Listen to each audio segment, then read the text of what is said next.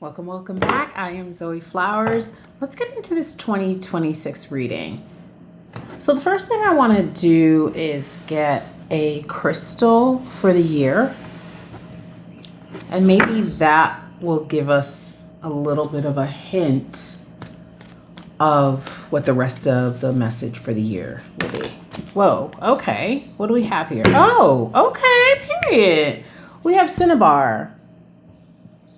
So I actually have this, I think I have this in my purse.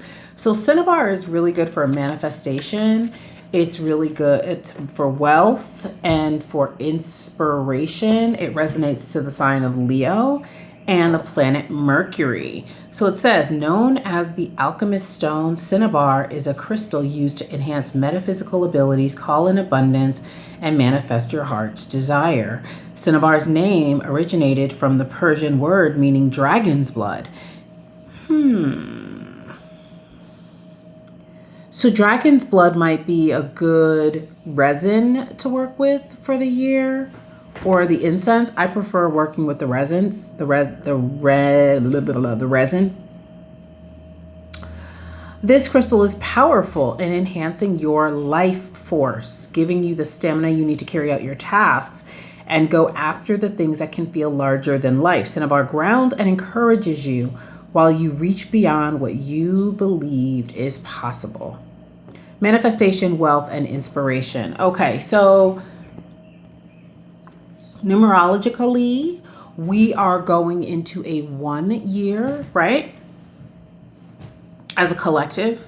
So starting over, starting new, it is December 29th. So obviously, if the next year is a 1 year, that means right now we're in a 9 year. So there are some things that need to be wrapped up so that we can step into this higher version of ourselves. And there's some key things that stand out to me here. Reaching beyond what you believe is possible. There was also about stamina and manifesting your heart's desire. So before we get into 2026, let's see what needs to be wrapped up for 2025 with those key words popping out, at least to me. Okay? All right. What do we need to wrap up 2025? The people who stumble across this video, what do we need to wrap up in 2025? Okay, so we have the King of Cups in reverse. So this can be a very withdrawn king when he's in reverse. He can also be very cold. And then we have that cinnabar. That's feels like a hot crystal to me. So if we feel like we've needed to be withdrawn this year, 2020, and if we've been selfish this year, if we've been overwhelmed this year, these are the things that we need to wrap up in the last couple of days of the year, and maybe even at the beginning of January. We have a full moon on January 3rd, I believe. Full moons obviously are great for releasing. So perhaps doing a releasing ritual on January 3rd to help wrap up this energy of being withdrawn, this energy of being, cold, focusing on self, protecting self. And it makes sense with everything going on around us, everything happening in the world. It makes sense that we might want to be a little bit withdrawn. We might want to be a little bit internal, but it feels like 2026 is calling us out of that. Okay, anything else that needs to be wrapped up? Oh, okay. All right, period. So we have communication is the key in reverse. New moon in Gemini. Well, it doesn't really matter. I mean, we're under a new moon energy now, but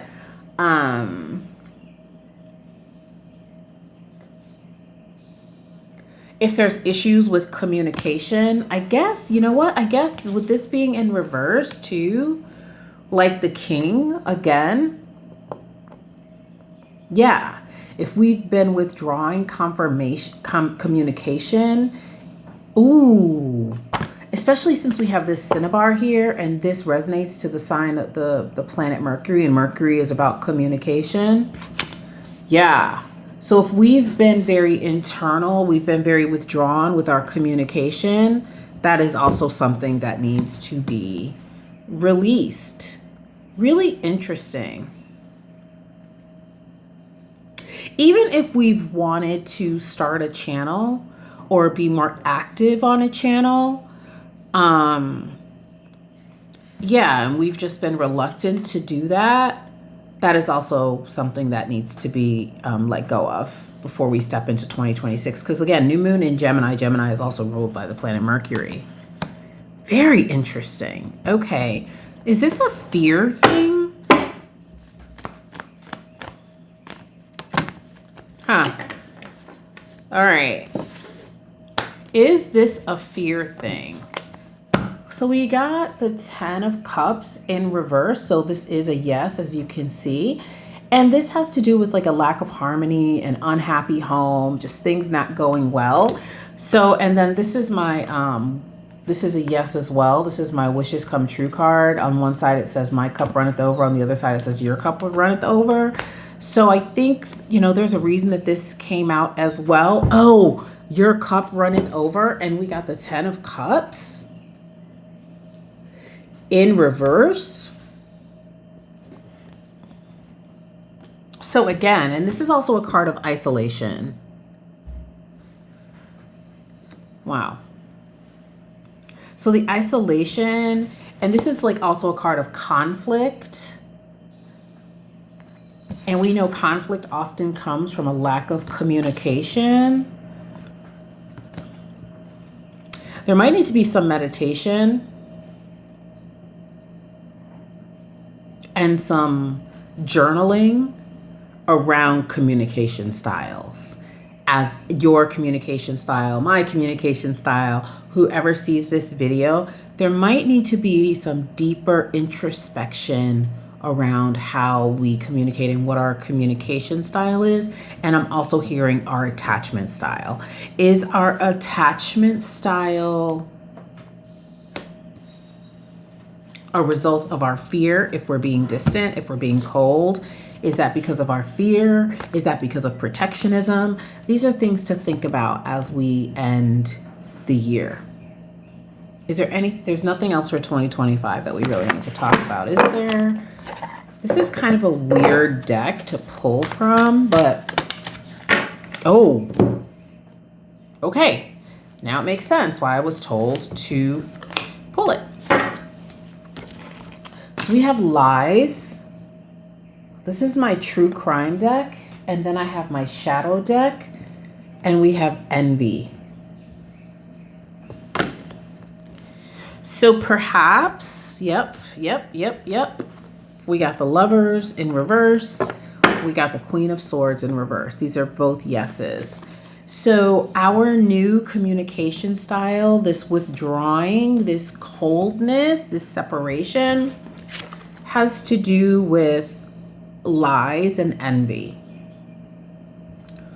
directed at us. Doesn't have to be both, but lies and envy is at the root. So perhaps you were in a friend group or you were with a person, and I say that because one of these decks had love at the bottom.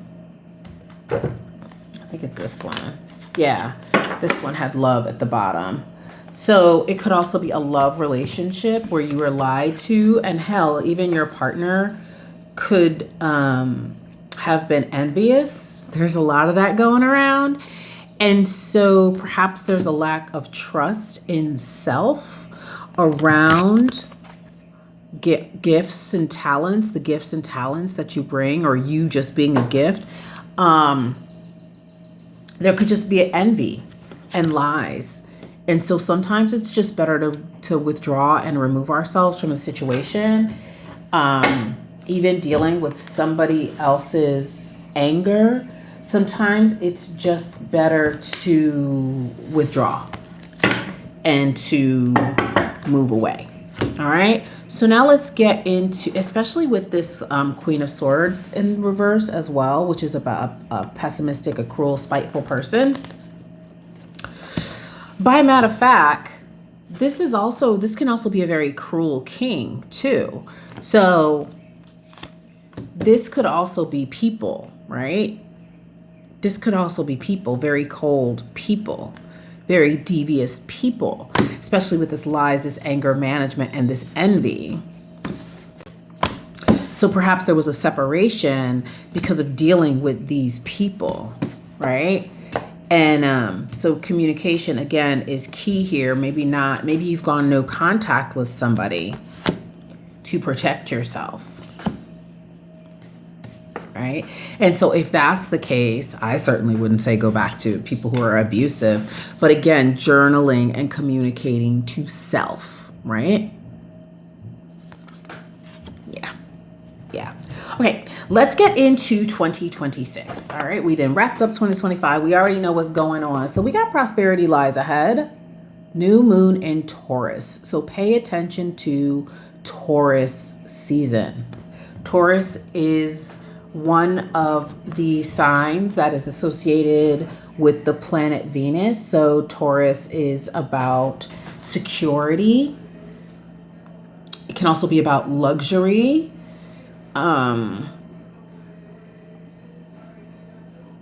Financial things. I just feel like this goes perfectly with this cinnabar.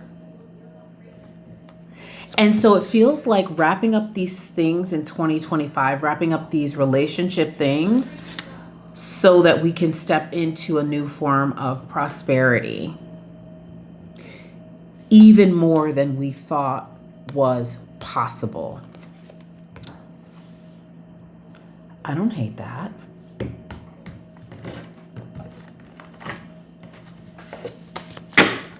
What else can you tell us about 2026?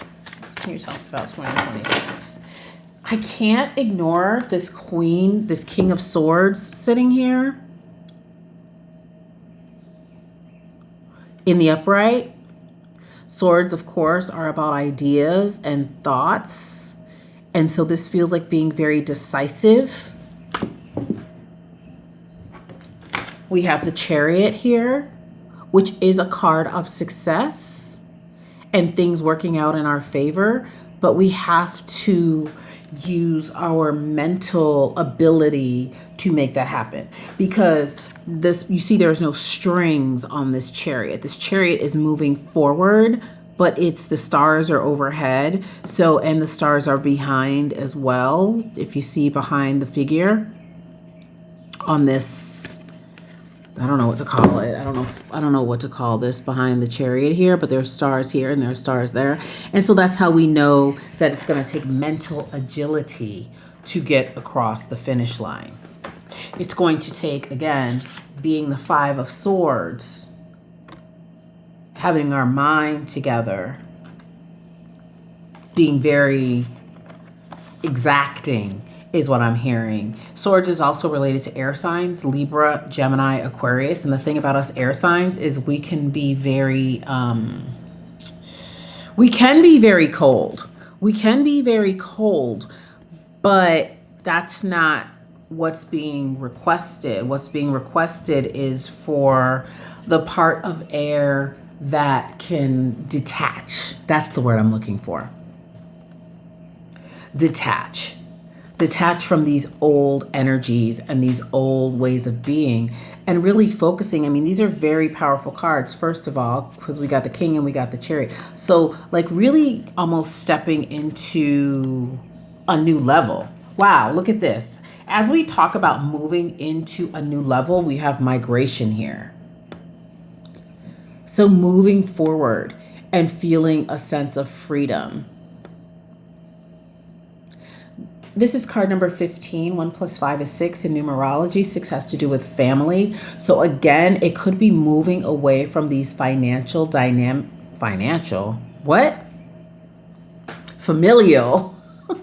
moving away from familial patterns. I said financial. So maybe the familial patterns are impacting the financial manifestations. So moving away from that and moving towards adventure and freedom. This card is absolutely beautiful. And this, this is really, you know what? This is really interesting here. This movement aspect. Because we have the bull here for Taurus, right? So we have a slow, steady movement here with Taurus, right? With the bull, because we know bulls are slow until they speed up. Till they need to speed up, till they see their target and they decide to go to their target. Then they move forward. We have movement here with the Chariot. And then we have movement again with migration. Very interesting. So 2026 is a year of moving forward towards our dreams that are beyond what we thought was possible. Chariot, we are going to have to put the past behind, Five of Cups, so that we can have the mental health, the mental head space. I'm having a lot of Freudian slips here. So we can have the mental acuity to propel ourselves forward, to migrate. And the thing about these animals that migrate, right? They cover long distances. Track where you are in 2025 and then in 2026 January, and then track where you are in December 2026. Because the energy here, and it's a 1 year, is to move far away from where we are right now. Right now, I am in Montreal in an apartment that started out as a long-term Airbnb. Like, none of this stuff is mine, like the furniture, not even the plants. I've just been taking care of the plants since I got here in February, right? But this is not my home. But I have migrated far from where I was in January of 2025, right? And so what this tells me is that there is even more migration happening. But we really have to, Five of Cups, pay attention to the 2 cups that are full behind us and not being so focused on the 3 of Cups that have spilt. 6 of Pentacles in reverse. Again, this six of Pentacles, for me, this is always an ancestor card, but this is a card of giving and taking and charity and having benefactors. This is in reverse. And so again, this coming behind this 5 of Cups again is telling me that we need to migrate away from these old hurts. Okay? And again, the number 6, familial. We need to migrate away from these old hurts. 5 of Cups, 5 is about freedom. We need to free ourselves, freedom, from these old hurts. Okay? So that we can move into partnerships that really work. Again, look at all the royalty. Look at all of the, royal things that are coming forward. And how is this possible when everything in the world appears to be on fire for so many people? I think that's the other thing with this King of Swords that we have to get our mind around, is that we can have a different experience than the people around us, and that's okay. And by keeping our minds on prosperity, on letting go of the past, on moving forward methodically, right? And deliberately, the better it is for everyone. Look at this, last card. The energy is gaining momentum, waxing moon, and we are under a waxing moon right now, right? Because we just had the new moon. So we know when we go from the new moon to the full moon, the moon is waxing. We see more and more of it every day, right? Or every night. The energy is gaining momentum. Two of Cups, great partnerships. Business-wise, relationship-wise, etc. This is really going to be the last card, I promise. New moon in Aries. It's time to take action, but we need to take action. Perhaps during Aries season is when we actually start to like feel that momentum. Perhaps between now, Capricorn season, and by the time we get into Aries season, maybe what we're doing is we're cleaning up this residue. Okay, promise you, for real. Last card. Conclusions are within reach.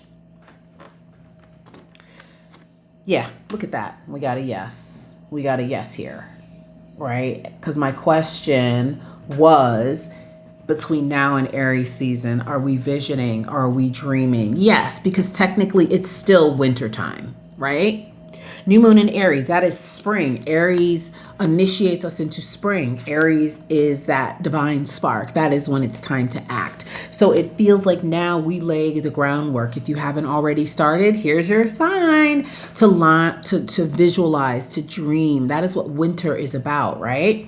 To be in the darkness, to be in the darkness, to dream, to plan. And then when Aries season comes, boom, we out the gate, we acting.